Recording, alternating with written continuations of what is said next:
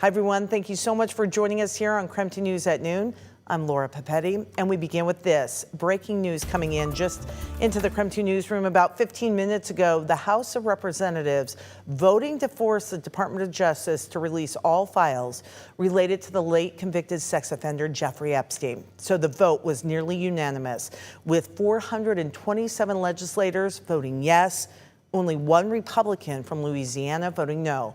President Trump just changed his stance on the issue, now saying the House should release those files. Bipartisan groups have been pushing for this vote for months. Now that the measure has passed, it does go to the Senate, and if it passes there, it heads to President Trump's desk for his signature.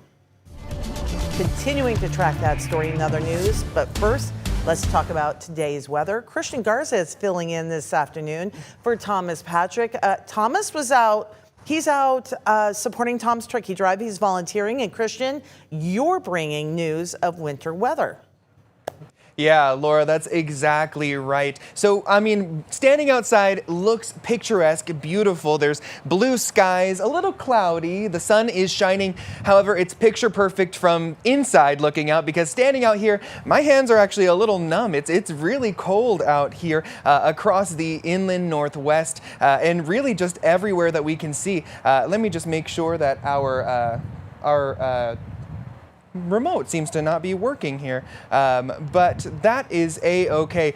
We are sitting at about 39 degrees here across the inland northwest, and it really kind of feels like 31 with the wind chill. I don't know if you can hear it in my mic. I'm kind of hearing it as we are talking just right now. It's definitely picking up across the inland northwest with that wind chill. It feels about 30 degrees, which is just at about freezing. So we're definitely going to be flirting with freezing here the next couple of days. There's a cold front moving in from the west, really bringing in that winter weather like temperatures. And so we had a rainy last couple of days, but now we're kind of feeling the cold and the windy temperatures. I have more in our full weather forecast coming up in just a few minutes. All right, my friend, thank you. Today, the Idaho Transportation Department is hosting an open house about the I-90 and US 95 interchange project. KREM 2's Brandon T. Jones is reporting how this project is meant to impact drivers both in Coeur d'Alene and Post Falls.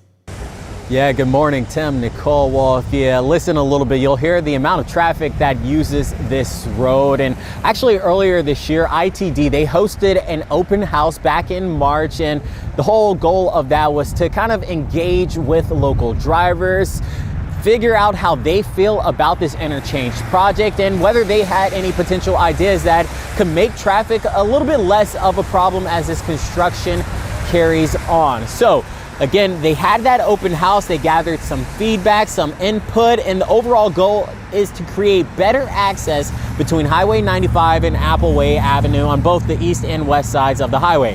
ITD says included in that feedback they got, accessibility to local businesses and limiting congestion were top priorities for drivers here in the area. So tonight you can provide your input on access concepts and the overall design of the project.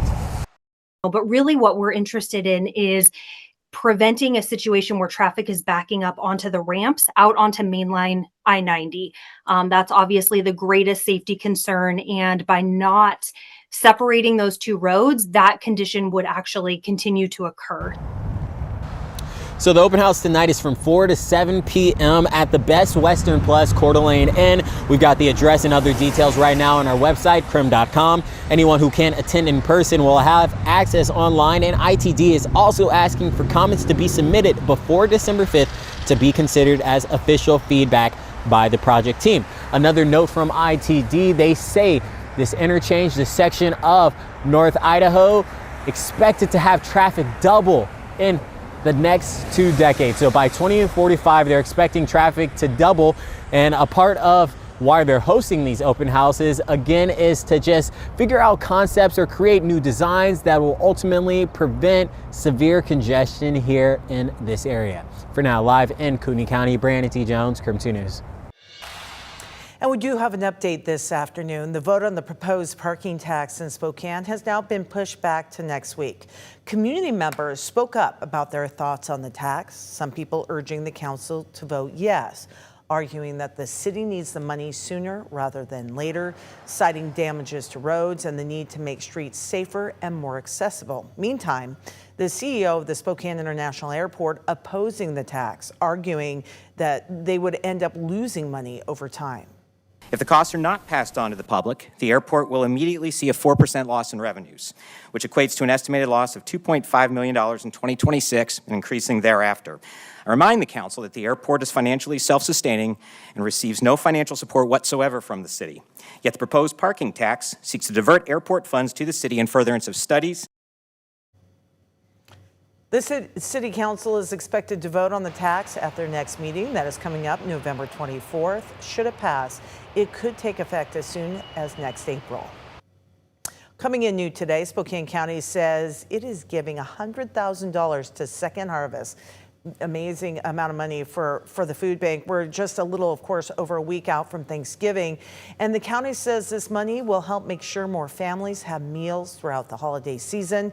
The money is coming from the Housing and Community Development Department. And the county is also pushing for other local governments to do the same and donate.